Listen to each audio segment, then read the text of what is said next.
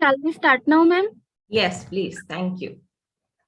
Hello, everyone. Present here virtually, I am Rutuja here, and I welcome you all for today's session, which is titled as Poverty and Rights to Education in India. And presenting this session, we have with us our today's expert, Dr. Gurminder Kaur. Dr. Gurminder Kaur is Assistant Professor, School of Law, Pondicherry University. She is an alumnus of the Army Institute of Law in Mohali, from where she completed her BA LLB in 2009. Thereafter, she joined Department of Laws, Punjab University, Chandigarh, from where she pursued LLM in 2001 and was awarded PhD in Law in 2019. She has two accomplishments of the national level to her credit. She was awarded the Bharat Scouts and Guides Rashtrapati Puraskar by late Dr. APJ Abdul Kalam. Also, she was among us all India toppers in class 12 in CBSE examination for sociology. Her area of specialization in criminal justice and human rights, and she carried out research for PhD on the topics issue relating to women prisoners, a socio-legal study with special reference to the state of Punjab, for which she visited 30 jails in the state of Punjab to examine more than 600 respondents. Without wasting much time, I am welcome to Dr. Gurminder Kaur, ma'am. Thank you so much, Rituja. It was a very detailed introduction. And as our viewers can also see that I have very deep-rooted concern towards human rights, and I'm also an educator. So something that really touches me and hits me is that when poor people are not able to access education, then the entire gamut of human rights, is sort of lost.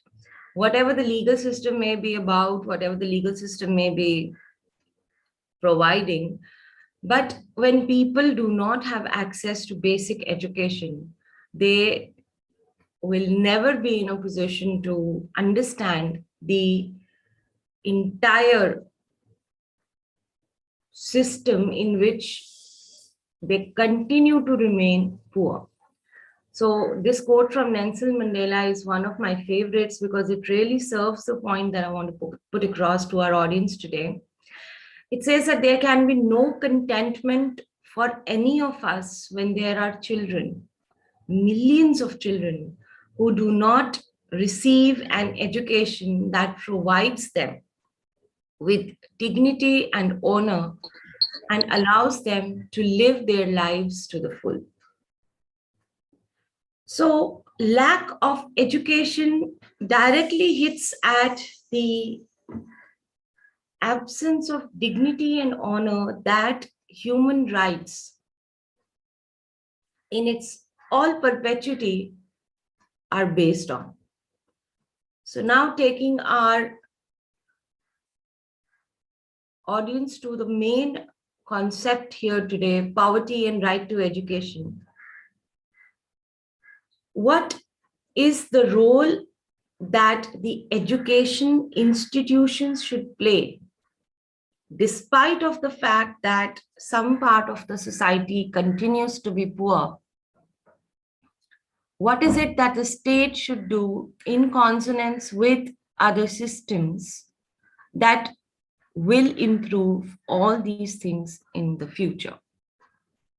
So first of all, we need to deliver universal fee-free education from pre-primary to secondary level. Fee-free education. That means no parents or guardians should be able to give this excuse that I cannot pay for the education of my ward, therefore I am not going to send it to the ward.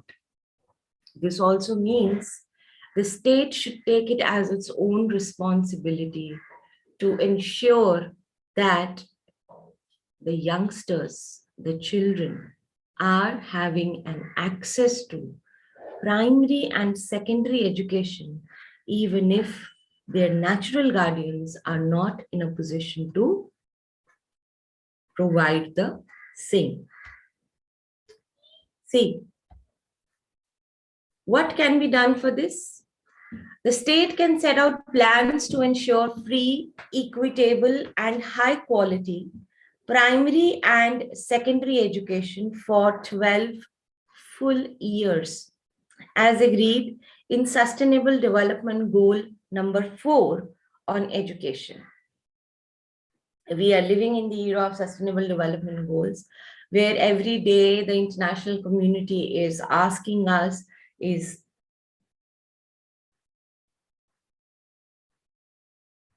highlighting this point that Sustainable Development Goals are meant to bring equality in our society. And holistic approach that will take us to places that we only dream of today. So, in order to do this, the main challenge at hand is the fees. So, naturally, eliminating fees at all levels, including formal fees, progressively achieving fee-free secondary education. What is informal fees? Informal fees is the cost of tuitions.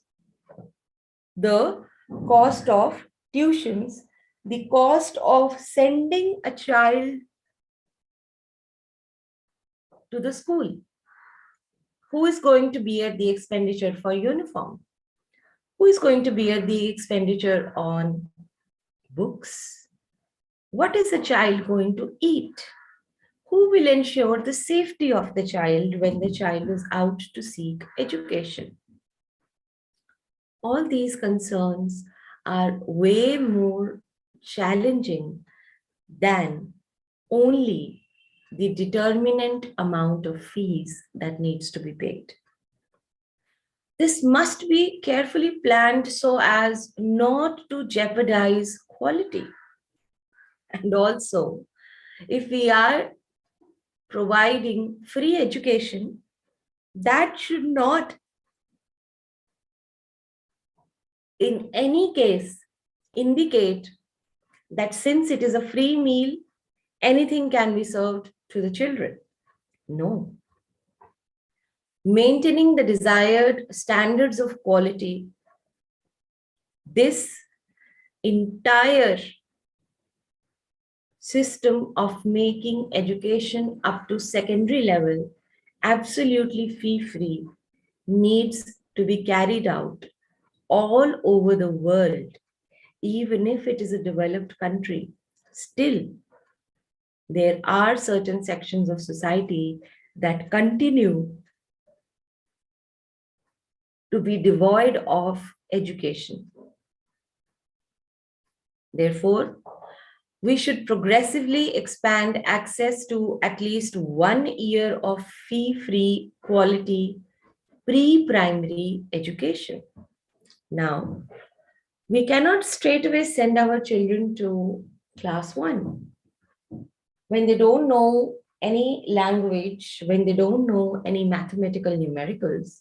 What are these children going to do in the school? So not only making 12 years of education absolutely free, even 1 year of a good quality standard pre-primary education needs to be offered free of cost. For this, the government should support the poorest, the minorities, and children with disabilities with additional help to reduce this issue and to redress the disadvantage so that they stay in school and continue to learn. Right? Because the problem is not only being poor. The problem is that along with being poor, in many, many developing and underdeveloped nations, The poor mostly belong to minority communities, or the specific case of children with disabilities. Irrespective of their financial background, children with disabilities are rarely in a position to have access to education. Forget about quality education, access to formal education. So, the first point that I put across to my audience is that we should have a system of fee free education, and this system should ensure the best standards of quality that require to be there in order to teach the younger generation. Along with that, creating curriculum which is suitable for learning by children with disabilities, and taking the concept of poor and minorities, I also submit that special efforts should be made to take the poor students and the vulnerable girl students to go to school and to stay in school. Why is this point so specifically mentioned despite of using the term children? Why are the girls of the poor families additionally vulnerable in comparison to their male compatriots? Well, we don't really have to think too much about it. The poor parents, they leave for work every day, maybe more than one shift of work. The house needs to be well fed. The house needs to be clean, at least livable. The clothes need to be washed. The utensils need to be washed. So, what the poor people usually do is they would take the boys with them and they would leave the girls back at home to take care of the domestic work. Now, the boy who is going out in the society not to study but to work will some way or in another end up learning something, informally educated, getting training on the job, other things. But what about the girls who are not allowed to step out of their house? What are they learning? Just to cook food, utensils, clothes, cleaning up, that's all. This is what the traditional society associates with the role of female gender in the society. And living in the era of sustainable development goals, millennium development goals, and not God knows what all, we are still perpetuating the same gender role despite of sending women even into the space. Look at the gap between those who have access to education and who never get a chance to have access to education. Moving further,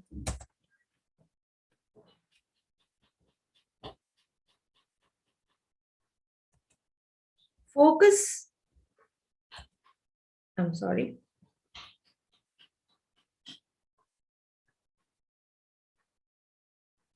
delivering quality education for all.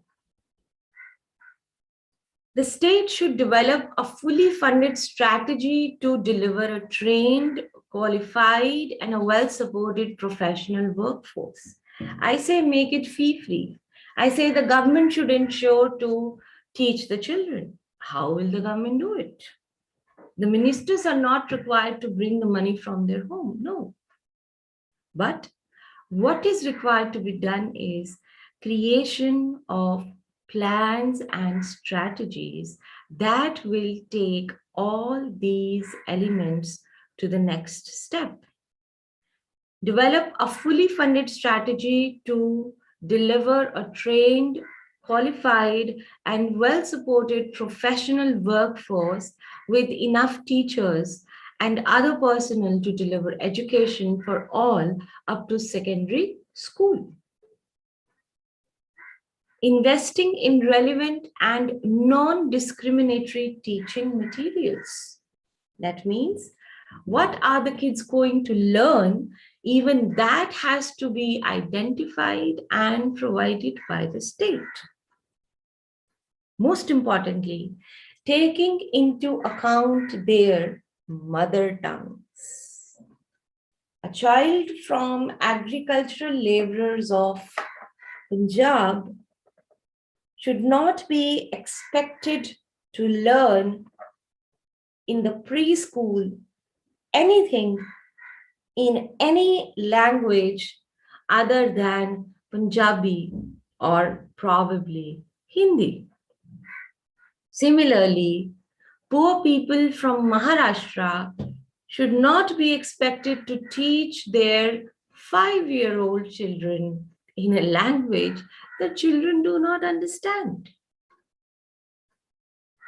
I'm just putting across these points, and in another 20 minutes, I will be evaluating the fact that India is doing all these things not from today, but for a very long time, and has been continuously progressive when it comes to policies and making them effective and valued. See, I will repeat the second submission again.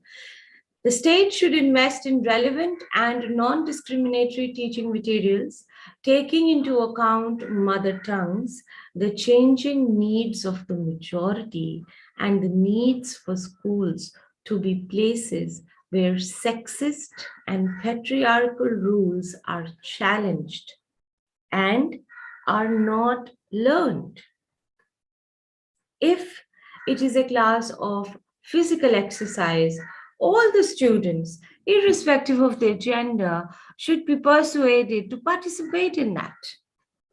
If it is a class of co-curricular activities, it is not that the girls should be sent for a dance class and boys should be sent for a debate. Why? Let the children be exposed to what the possibilities of learning are. Therefore, we should develop local accountability mechanisms between schools and their communities, parents and children, and build better safeguarding and accountability mechanisms from national to local levels, including ensuring budgets and other information is available publicly and transparently for citizens' scrutiny. This point takes into account the administrative policies. It says that you will create a system, but the system must include stakeholders. For a little toddler of 3 years of age or 4 years of age, who is a stakeholder when it comes to his learning? His parents, his communities. Whether whatever gender, whether whatever status in terms of minority or majority, all these things should be completely disregarded. And instead, what should be made more important is that the finances that create this system and that support this system are available for public evaluation in a very transparent manner.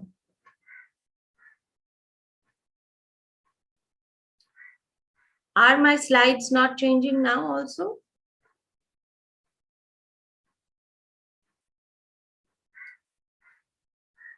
No, ma'am. So can you not see the focus on policies that can help to deliver quality for all? Only first slide is shown, ma'am. Now, Is it showing No now? change. No change, ma'am. Okay, so what to do? Because for me it is changing and I'm using the arrow keys only. Should I exit the slideshow mode and come back to this? Is it fine? Yes, ma'am. Yeah. I'm sorry, the view will be smaller, but I think we can work on this, right? Yes, ma'am. Now, the last point on this one is to use appropriate assessments. We can make it to 100% visibility. See, I hope this is better now. Yes, ma'am. Yeah.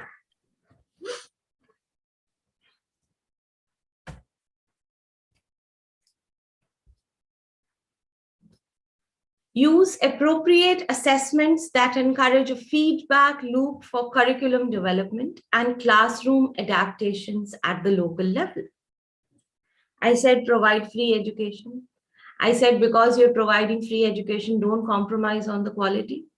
Tell the stakeholders how much money the government is keeping aside for this.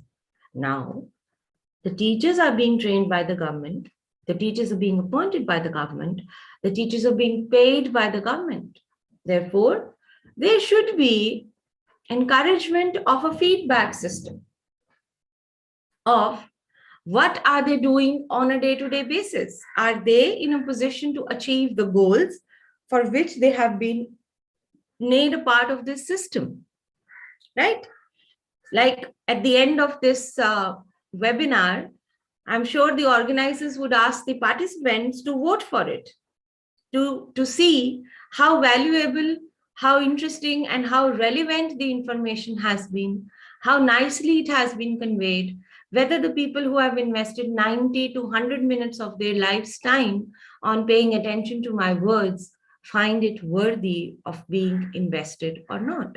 The same way, this needs to be taken up. My next submission is to deliver more equal education systems, to deliver more equal education systems. I propose that national education plans should be developed that focus coherently and comprehensively on identifying pre-existing inequalities in education.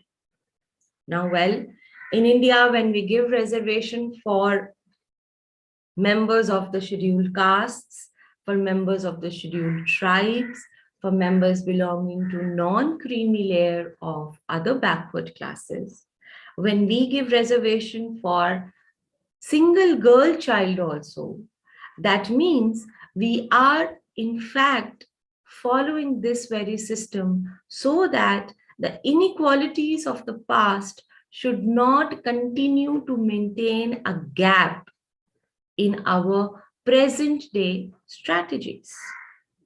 Because I'm talking about equal education system. Ensure equitable teacher deployment coupled with equitable spending on school infrastructure. What is equitable teacher deployment?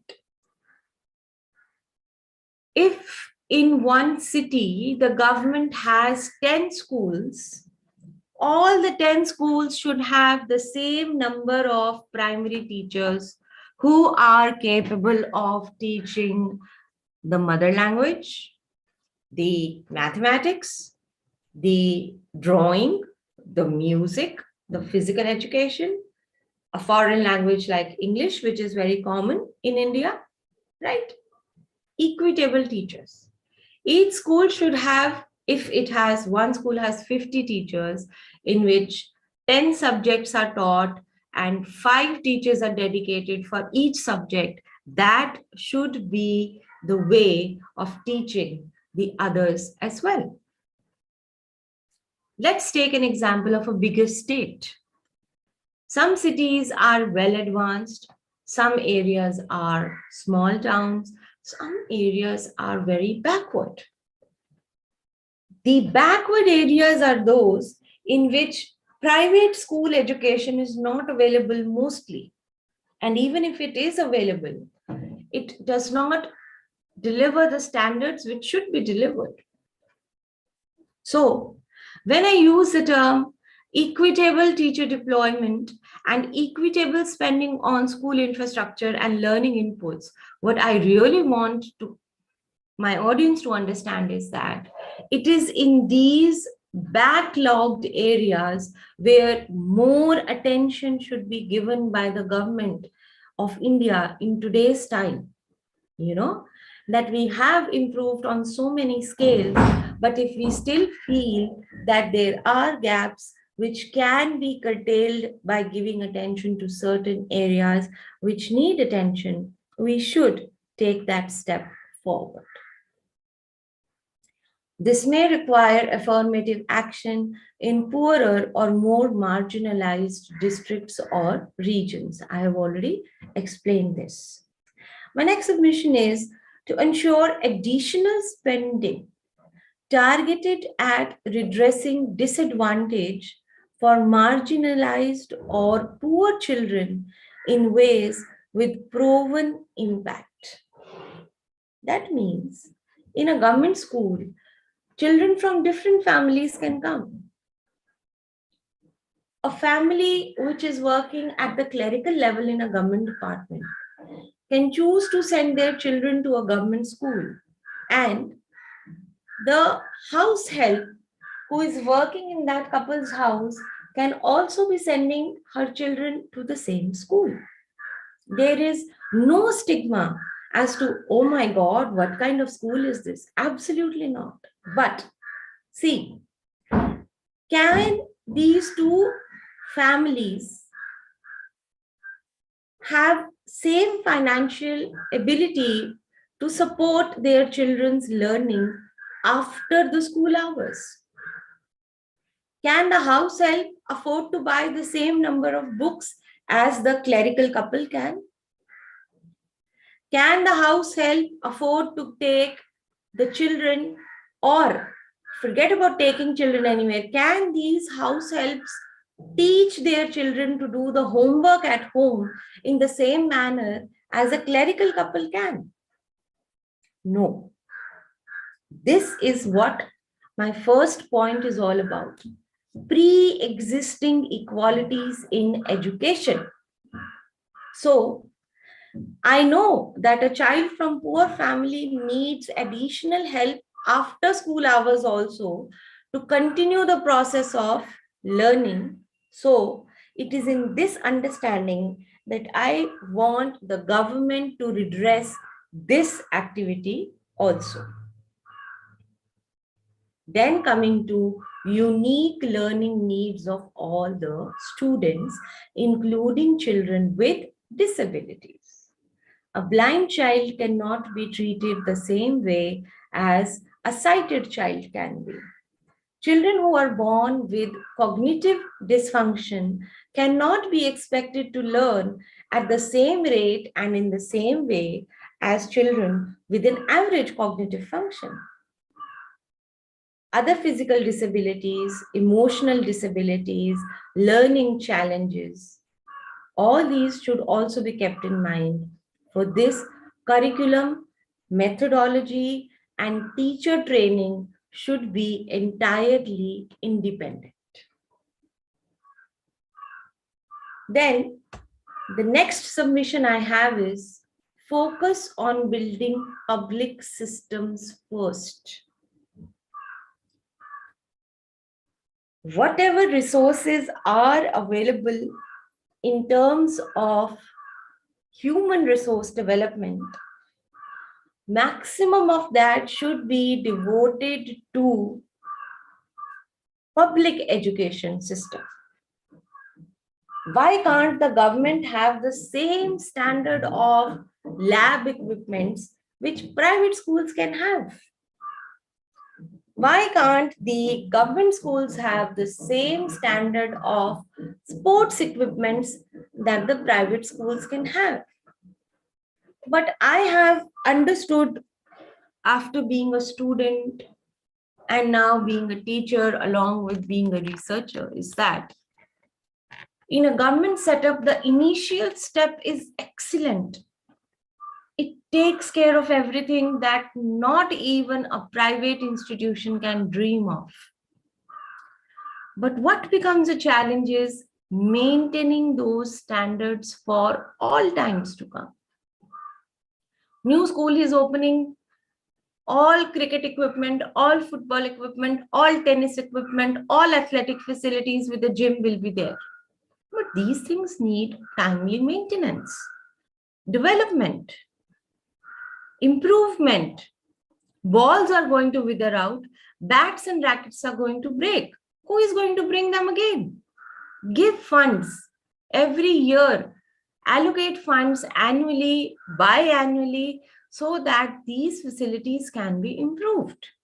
Medical rooms are there, but there is no medical attendant, there is no psychological counselor, there is not even a Hajmola available for children in case they have an upset stomach.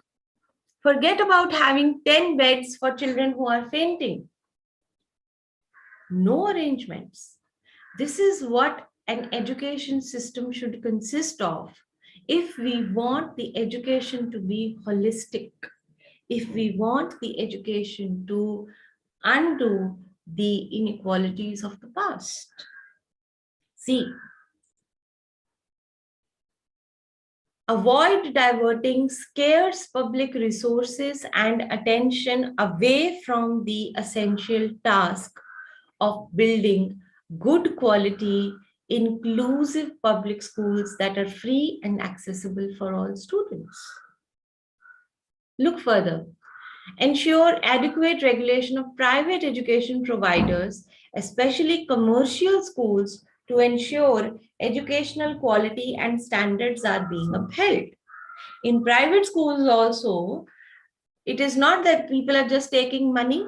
Children who need to be taught at the standard of class 3 are made to sit with children of class 5, who are all together made to sit in the same room with children of class 7, and then people are teaching them.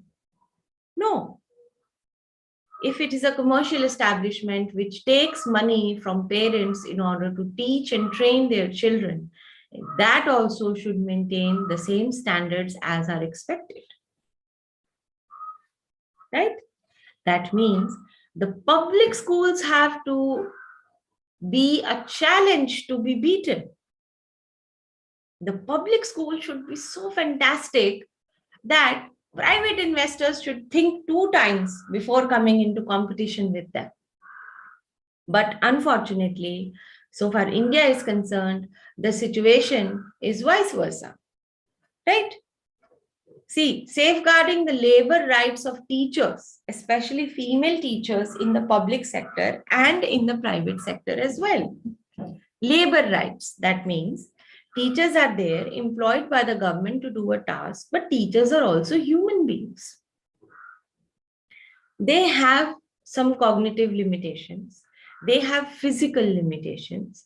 They are also human beings, members of a society, members of family, members of other organizations other than the school.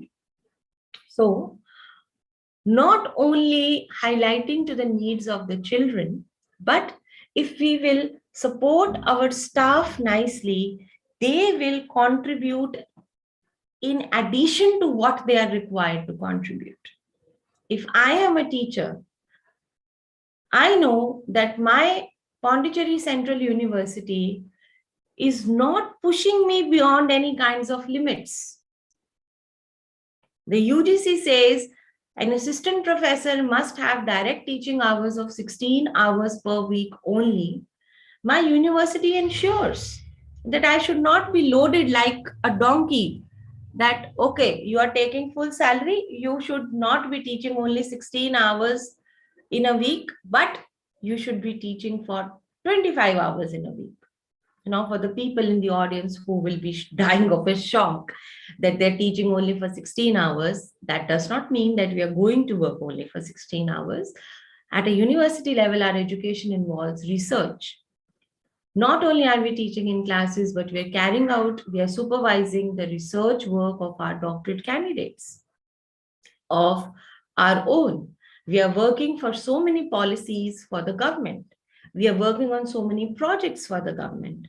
We are members of not only the teaching community, but we are adhering to the responsibilities of being wardens, of being deans in the students' welfare, of being excursion specialists, of being placement coordinators, of being counselors for the students. So we are there for work more than 8 hours a day.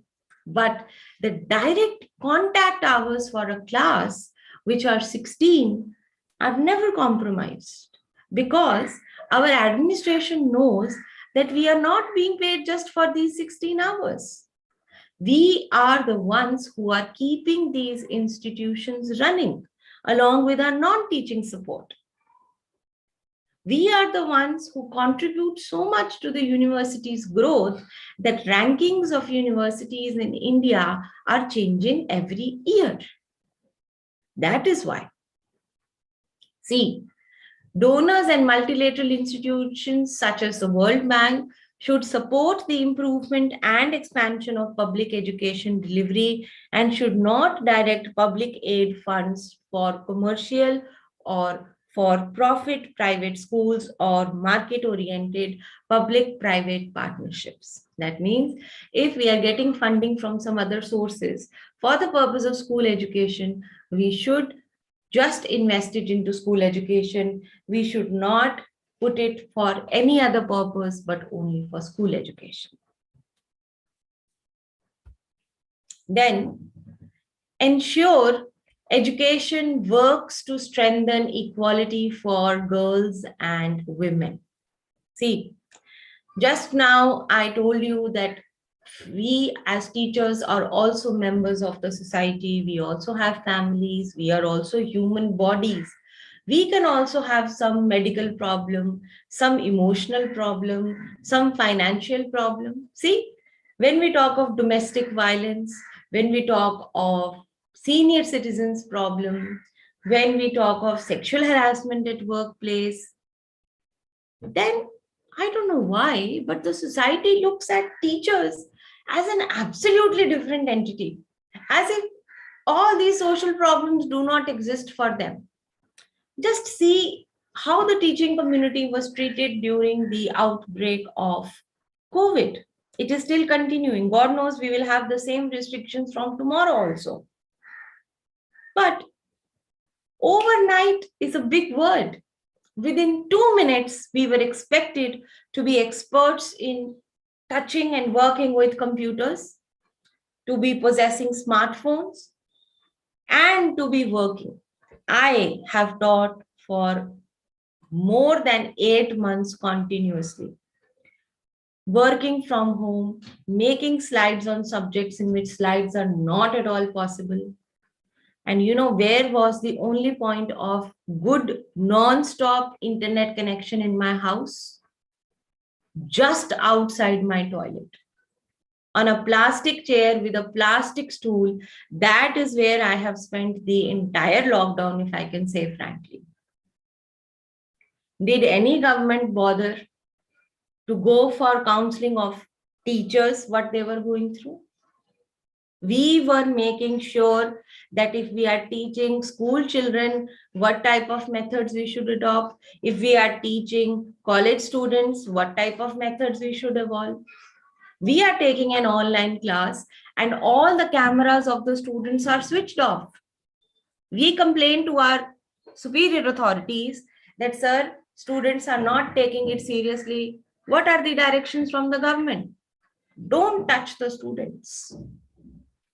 Students belong to poor families. Students are living in areas in which no internet connectivity is there. Don't compel them to switch on the cameras. Be happy that they are joining your call. Okay. Only students can belong to such locations.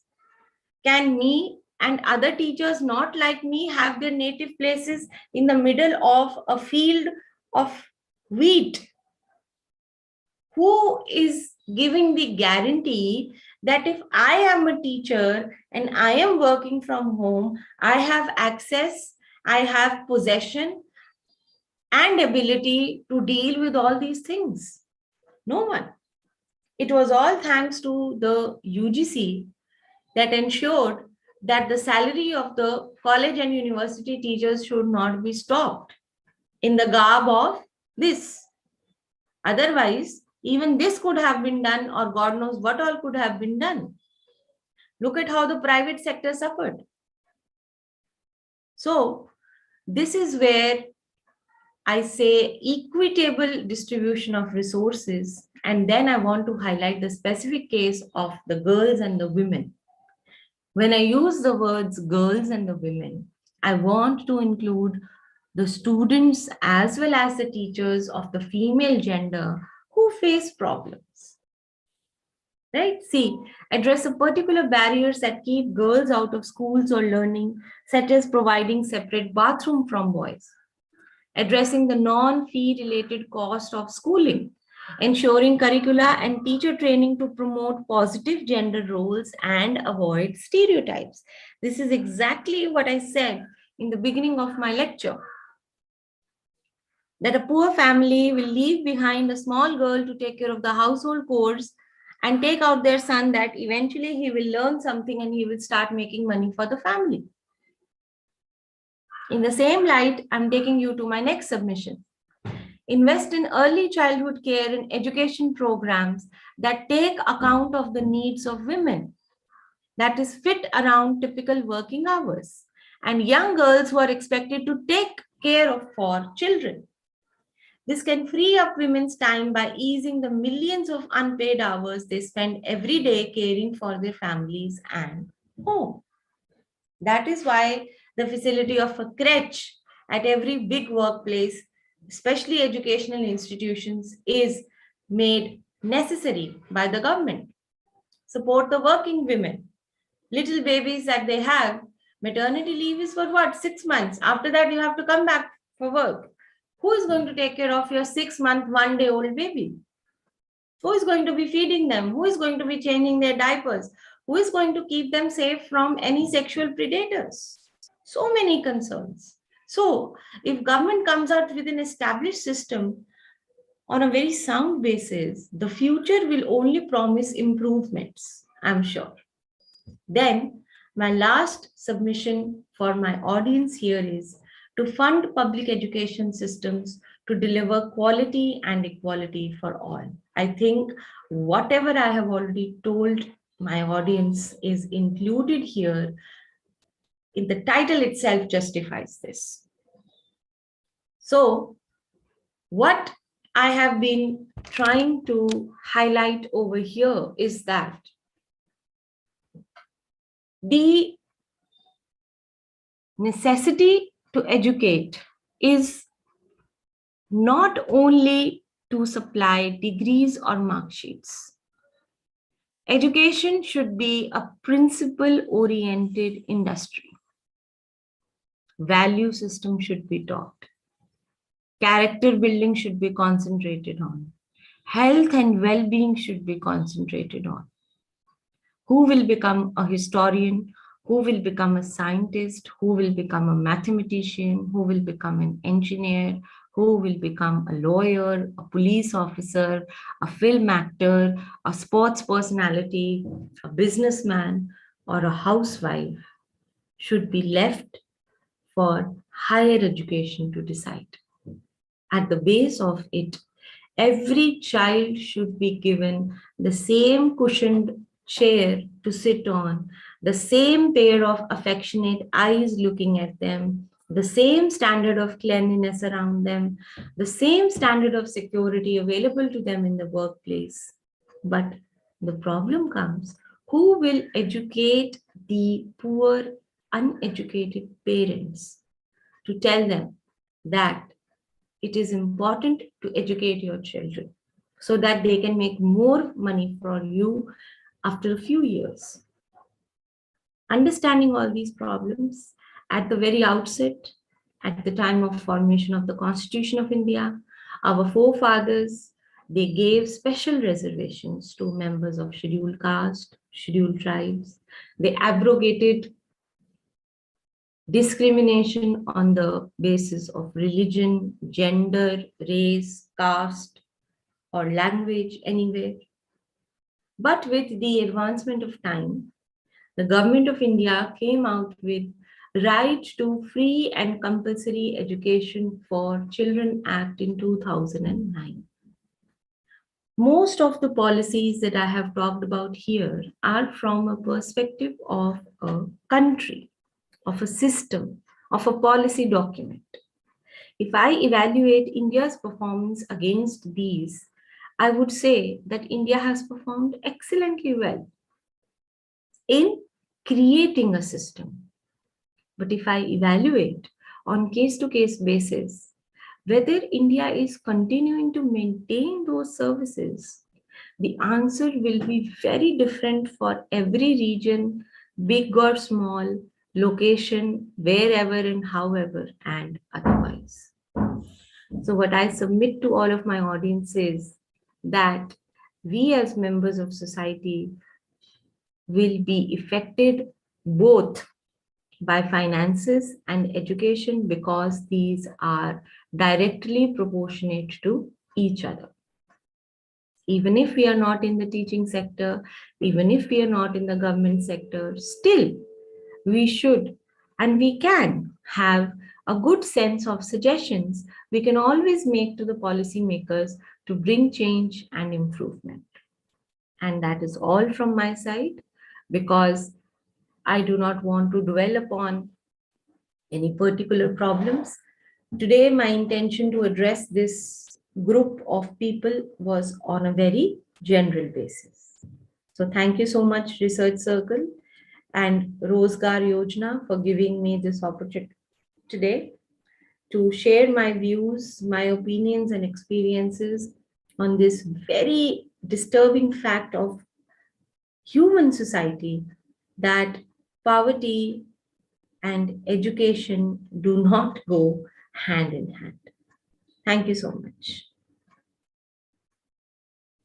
Thank you so much for this very nice session, ma'am. If anyone has any question, you can ask.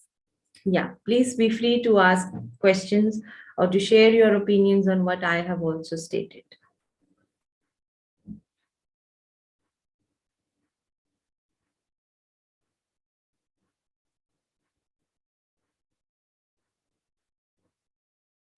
Is there anything?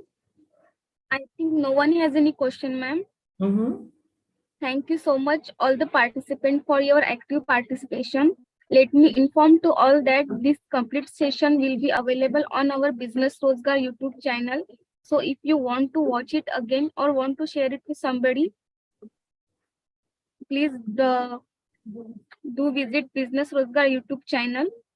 Thanks, and last but not the least, thank you, Dr. Gurminder Kaur ma'am, for taking out time for today's session.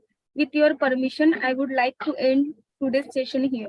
Yeah, please. Thank you so much for having me on this platform, which is so simple, so basic, and so closely related to a common man's access that even after 10 years, if somebody listens to my lecture that I have delivered today, they will be able to make sense out of it. Thank you so much. Thank you.